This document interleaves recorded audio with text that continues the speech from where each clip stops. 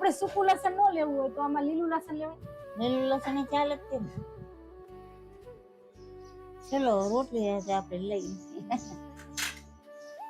તો આ છે ને મારા મમ્મી છે, તો એમની જ રેસીપી છે, તો ખાસ લાઈક શેર અને સબસ્ક્રાઇબ જરૂરથી કરજો. સૌને જય શ્રી કૃષ્ણ. હેલો ફ્રેન્ડ, જય શ્રી કૃષ્ણ. ગીતાસ કુકિંગ કોર્નરમાં તમારું સ્વાગત છે. તો આજે હું મારા મમ્મીના ઘરે આવી છું અને એક સરસ મજાની તમારી જોડે નાની એવી એક રેસીપી લઈને આવી છું જે મારા મમ્મીની ફેવરેટ છે, જે મારા મમ્મી અમને શીખડાવી છે અને એકદમ ટેસ્ટી. અને તમે એ આપણે ચટણી બનાવવાની છે સરસ મજાની. એ ચટણી તમે થેપલા, પરોઠા, ભાખરી કોઈ પણ જોડે ખાઈ શકો તેવી. તો કોથમીર, મરચા અને લસણ લઈ અને સરસ મજાની આપણે ચટણી બનાવવાની છે. તો એમાં આપણે લસણનો ઉપયોગ કરશું, થોડી આપણે ધોઈને કટ કરેલી કોથમીરનો પણ ઉપયોગ કરશું. એકદમ ટેસ્ટી બનાવશું, તમે જોજો, બહુ મજા આવશે. જ્યારે આ ચટણી તમે ક્યારેય ન બનાવી હોય તો એકવાર જરૂરથી બનાવજો અને મારો વિડીયો એન્ડ સુધી જોજો, તો જ મજા આવશે. દરરોજ રાત્રે 10 વાગે હું લાઈવ આવું ત્યારે સરસ સરસ એક રેસીપી પણ તમારી જોડે શેર કરું છું. બધા ચોક્કસથી વેલકમ. આ પણ વિડીયો જોજો અને લાઈવમાં પણ જરૂરથી આવજો.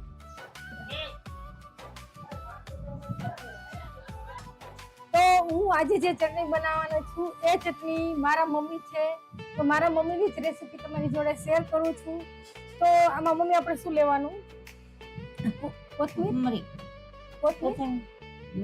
મરચા, ગોળ, ગાંઠિયા આપજો અને લીંબુ તો એક લીધું છે, હજી એક લઈ લો ને અડધું. અને લસણ આટલી વસ્તુ. હજી આપણે મીઠું ને એવું નાખશું ને, ખાંડ ને ગોળ નાખશું. ખાંડની જગ્યાએ આપણે ગોળ નાખશું. મીઠું નાખવાનું. હા, મીઠું નાખવાનું. લાવો તો ખાંડની 10 તો લઈ લઉં હું. ખાંડની 10 તો લઈ લઉં અને સરસ મજાની ચટણી બનાવીશ. કોથમીર લેશું, તેની જોડે આપણે ગોળ લેશું, મરચા લેશું, લસણ લેશું અને લીંબુ લેશું અને થોડું આપણે નિમક પણ એડ કરશું. અને આપણે છે ને તો ગાંઠિયા લેવાના છે. જો આ ચટણી બહુ ટેસ્ટી લાગશે. તો ચાલો આપણે સરસ મજાની ચટણી બનાવીએ. તો સૌથી પહેલા આપણે ચટણી બનાવવા માટે કોથમીર લીધી છે ધોઈને. તો કોથમીરને હું સુધારી નાખું.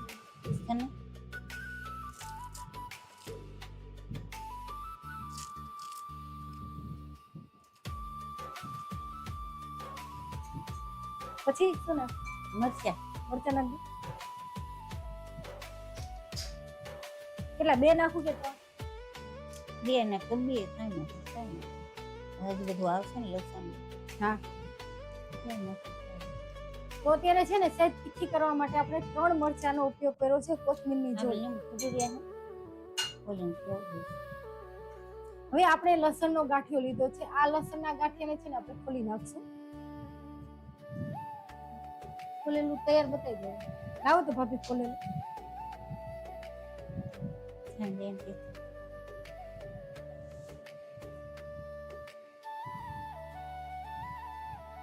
તારે છે ને ઝૂમ કરીને આની અંદરનો સીન લેજો.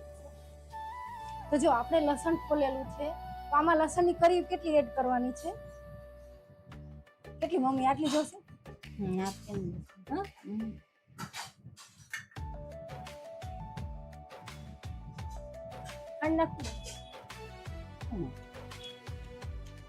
તો આપણે આ બધી વસ્તુને ખાંડવાની છે.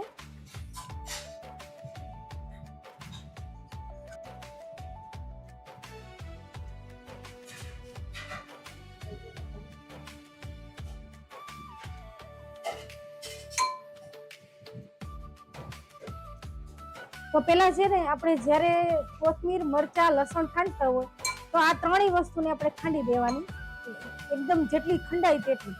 પછી જ આપણે ગાંઠિયા, મીઠું અને ગોળ એડ કરવાનો છે, પહેલેથી નહીં એડ કરવાનો.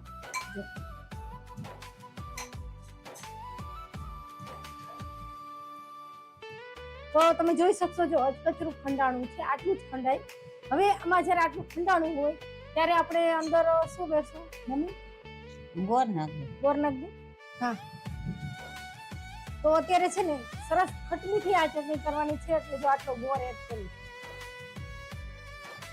અને આપણે જીરું થોડુંક નાખજો. જીરું થોડુંક નાખો ને? હા, તો થોડુંક જીરું પણ એડ કરું છું, આટલું જ. ગાંઠિયા નાખ દે. મીઠું ગાંઠિયા. મીઠું નથી નાખવાનું અત્યારે, અત્યારે ગાંઠિયા નાખવાના છે. જો કેટલા આટલા ના નાખો બસ બસ. આપણે સૂકું લસણ ન લેવું હોય તો આમાં લીલું લસણ લેવું. લીલું લસણ ચાલે જ તે ને. તો તમે સૂકું લસણ નો ઉપયોગમાં લેતા હોય, જ્યારે લીલા લસણની સિઝન હોય તો તમે લીલું લસણ ઉપયોગમાં લઈ શકો. મિક્સરમાં જે ખાંડેલી ચટણી હોય એની કરતા જે આ હાથની ખાંડેલી ચટણી હોય પેલાના જમાનાની, એ એકદમ મીઠી અને સરસ લાગે. આ નેચરલ કેવું. તો અત્યારે તો બધાની આદત છે કે મિક્સરમાં ઘુમડી મારી દે અને સ્મૂથ ચટણી બનાવી નાખે, પણ એની કરતા જે હાથની મહેનતની ચટણી હોય એ તો બહુ જ મસ્ત લાગે.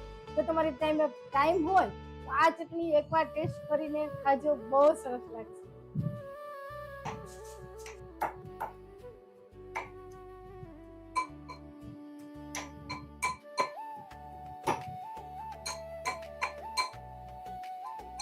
કપૂર ને એટલું થઈ ગયું.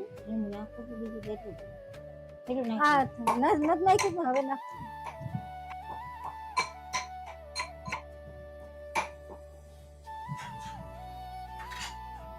જો આટલી ખંડાણી બસ ના એટલે જો ઓલું તો તમે જોઈ શકશો હા. આટલી સરસ ખંડાઈ ગઈ છે. જ્યારે આટલી ખંડાઈ જાય ત્યારે જ આપણે હવે નિમક એડ કરશું, કારણ કે નિમકમાંથી પાણી થાય ને તો તમે સરસ સ્મૂથ જેટલી ખંડાય એટલી ન ખંડાય, એટલા માટે પાછળથી આપણે નિમક એડ કરશું. લીંબુ ને મીઠું હવે નાખો. થોડું તો હવે આપણે એટલું આટલું હા સારું સારું આટલું નાખું. હા નાખી જો બસ બસ આટલું જ મીઠું નાખું છું. જો વધારે પડી ગયું તો પછી ખારી જ થાય એટલા માટે. હવે હવે લીંબુ.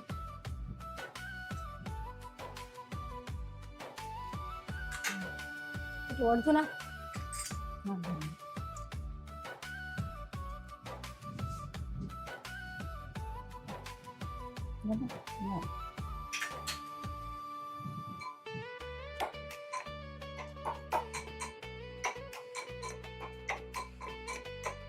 હું તમને સાવ નજીકથી પણ બતાવું. જો તમે જોઈ શકો આપણી ચટણી કેટલી સરસ થઈ છે.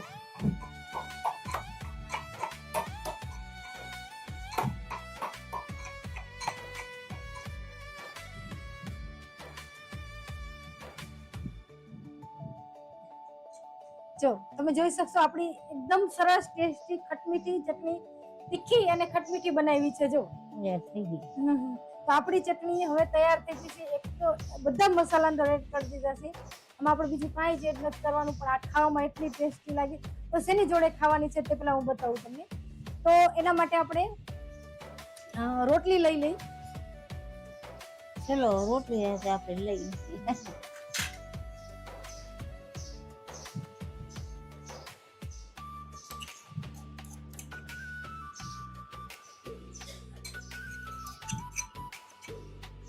જો આ ચટણી કેટલી સરસ થઈ તમે જોઈ શકશો. અને હંમેશા જ્યારે અધકચરી ખાંડેલી ચટણી હોય તે જ મીઠી લાગે છે. તો આ છે ને મારા મમ્મીની જ રેસીપી છે. જ્યારે મમ્મી અમે નાના હતા ત્યારે આ ચટણી બહુ જ બનાવતા. એવી સરસ મજાની આ ચટણી થાય છે. તો તમે પણ એકવાર જરૂરથી આ ચટણી બનાવજો.